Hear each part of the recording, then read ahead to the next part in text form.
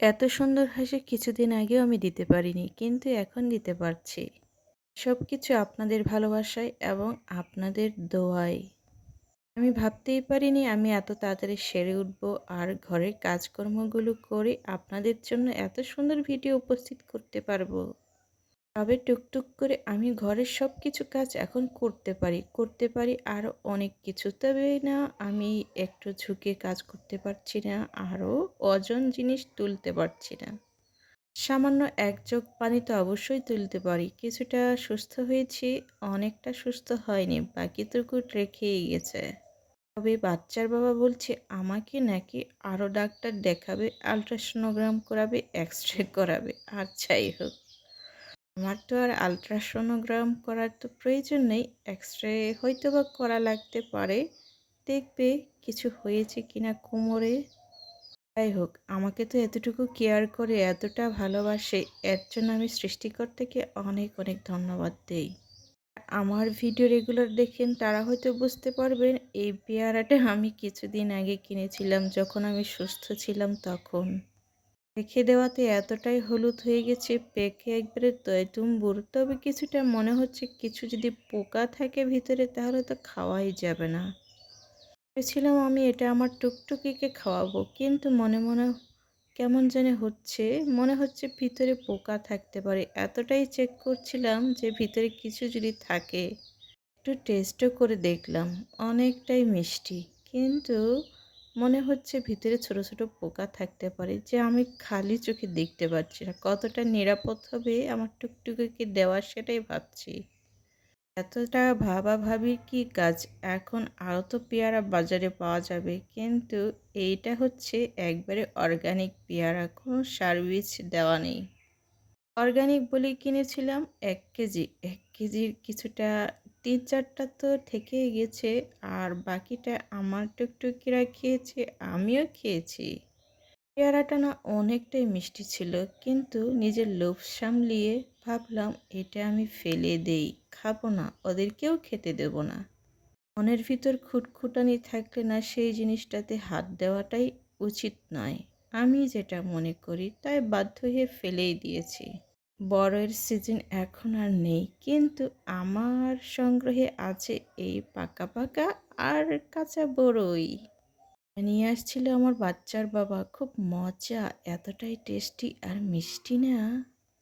ইচ্ছে করছিল পিওর শব্দগুলো আপনাদের সাথে আমি শেয়ার করি, কিন্তু শেয়ার করতে পারছি না। বাহিরে এতটাই আওয়াজ হচ্ছে, আমার পিওর শব্দ আপনারা এতটা মধুর লাগবে না আপনাদের।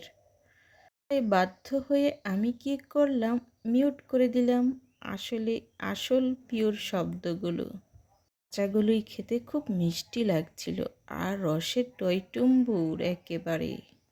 কিছুদিন আগে এতটাই টক খেতে ইচ্ছে করছিল, আমি তো কাঁচা লেবু পেয়ে গপাগপ খেয়ে ফেলেছিলাম।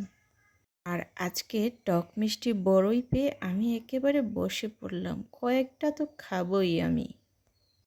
একটা কথা বলতে ভুলেই গেছি, সেটা হচ্ছে কাঁচা মরিচ, কাঁচা লবণ, এগুলো থাকলে হয়তোবা আরও টেস্টি লাগতো, কিন্তু ইদানিং কেন জানি মনে হচ্ছে কাঁচা লবণ খাওয়াটা আমার জন্য কতটা নিরাপদ সেটাই ভাবছি। বয়স বাড়ছে, মুখের রুচির তোর পরিবর্তন নেই, সেই আগের মতোই আছে। কত কিছু দিয়ে খেতে ইচ্ছে করে, আগের মতোই শখ আহ্লাদ আছে। এতটাই শখ আহ্লাদ থাকাটা ভালো, বেঁচে থাকার প্রয়াস, কত আশা, কত ভরসা। চলুক, এভাবেই চলুক, তাহলে বয়সটা আরেকটু বাড়িয়ে নেওয়া যায়, আর একটু বুড়ি টুরটুরি করে বেঁচে থাকা যায়। আমার টুকটুকিরা দুপুরে ঘুমিয়েছে, বাচ্চার বাবাও আজকে ঘুমিয়েছে, কি আর করা, ওরা আরাম করে ঘুমাক, আমি আমার ভিডিওগুলো ভালো মতো করে শ্যুট করে নিই। টক আর মিষ্টি ঝালটা থাকলে সেই রকম লাগতো। মুহূর্তে ইচ্ছে করছে না সবগুলো একসাথে আমি গ্রহণ করি। টক মিষ্টিটাই আমার খুব ভালো লাগছে, এক এক করে আমি অনেকগুলো খেয়ে ফেলছি। সকাল সকাল আজকে অনেক কিছুই করেছি, এতগুলো তো পেয়েছি, আর এগুলো শুকালে অল্প হয়ে যাবে, আর ভিতরে কেমন জানি পোকা আছে, সাদা সাদা। কিছু কিছু জিনিস ফেলে ফেলে খেতে হচ্ছে। যাই হোক, পেয়েছি, কারণ শখ করেছিলাম বেশ কিছুদিন আগে এখন হাতের নাগালে পেয়েছি, খুব ভালোই লাগছে। ছোটবেলায় ঝড়ের দিনে কত বড়ই কুড়িয়েছি সেই ছোটবেলায় দাদির সাথে। দাদি তো আজকে আমার সাথে নেই, তবে আমার সেই দূরত্বপনা দিনগুলো এখনো মনে পড়ে। ওই দেখলেই মনে পড়ে বাড়ির পাশে বিশাল বড় বড়ি গাছ ছিল।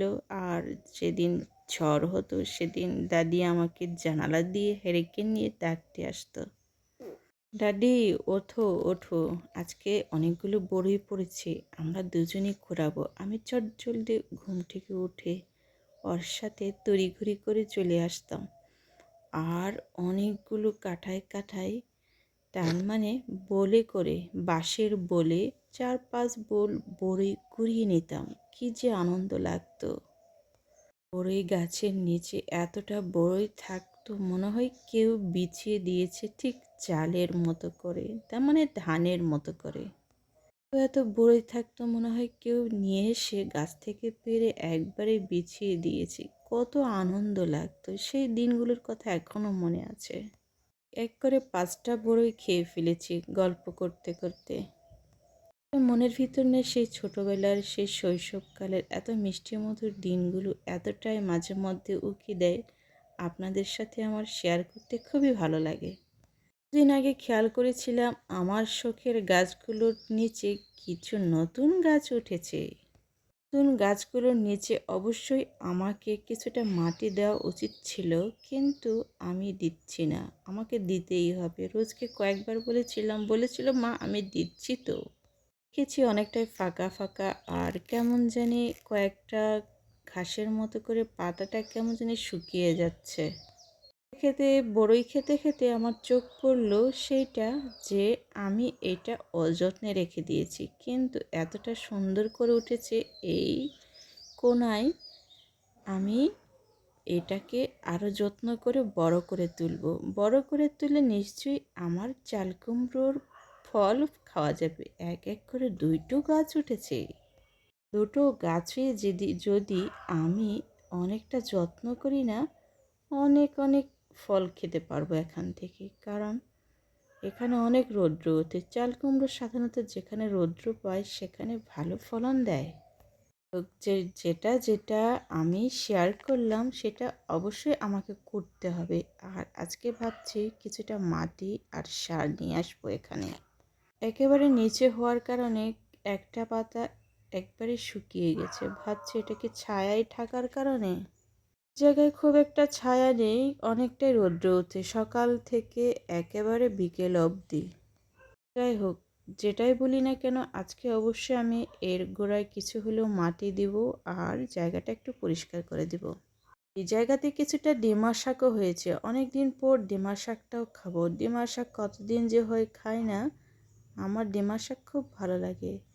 ডিমার শাক আমি কিভাবে খাই, একটা ছোট মাছের পিস, বেশি করে পেঁয়াজ আর ছোট ছোট আলু 2 ফাড়া কি 3 ফাড়া করে, তারপর একটু ভালো করে তেল কাঁচামরিচ জিরা ফোড়ন দিয়ে রান্না করি। মূলত সেটা আমি ভাজি করি, খুব টেস্টি হয়। এই যে কুলার ভিতরে আমি সেদিন দেখিয়েছিলাম আমার জিরা পড়ে গিয়েছিল, এটা রোদে দিয়েছি, আজকেও দিয়েছি। তবে আজকে খুব মচমচে হয়েছে। এটা এখন আমি তুলে ফেলবো আর খুব সযত্নে এটা রান্নার জন্য ব্যবহার করব। আজকে আমি রোদ্রে দিয়েছিলাম বড়ই, শুকনো বড়ই, পাকা বড়ই, আরও তেঁতুল। তেঁতুল আমার খুবই প্রিয়। এবার তেঁতুলের আচার করাই হয়নি, করতে হবে। তেঁতুলের আচার আমার সবসময় গুড় দিয়েই ভালো লাগে। খুব একটা মশলা ব্যবহার করি না তেঁতুলের আচারে। তেঁতুলের আচার খেতে খুব ভালো লাগে। প্রতিবারই বাচ্চার বাবা আমার জন্য তেঁতুলের সিজনে পাকা পাকা তেঁতুল নিয়ে এসে দেয়, আর আমারও খুব ভালো লাগে পাকা তেঁতুল। তবে এইবারের তেঁতুলটা না খুবই টক। তবে তেঁতুল টক হলেও কিন্তু আচারে মিষ্টি দিলে এমনিতেই মিষ্টি হয়ে যায়। আমি আবারও বড়ই নিয়েছি, আবারও বড়ই খাচ্ছি। বড়ই খুব ভালোই লাগে, কাঁচা কাঁচা মিষ্টিই লাগছিল খুব। শখটা পূরণ হয়েছে। এইভাবে আমার ছোট ছোট মনের শখগুলো আমার বাচ্চার বাবা পূরণ করে থাকে। গরিব মানুষের বড় বড় শখ করতে নেই, এই ছোট ছোট স্বপ্নগুলো পূরণ করাটাই মানে হচ্ছে অনাবিল আনন্দ আর সুখী জীবন মনে করি আমি। তো অনেক গল্প করে ফেললাম। Tata, bye bye.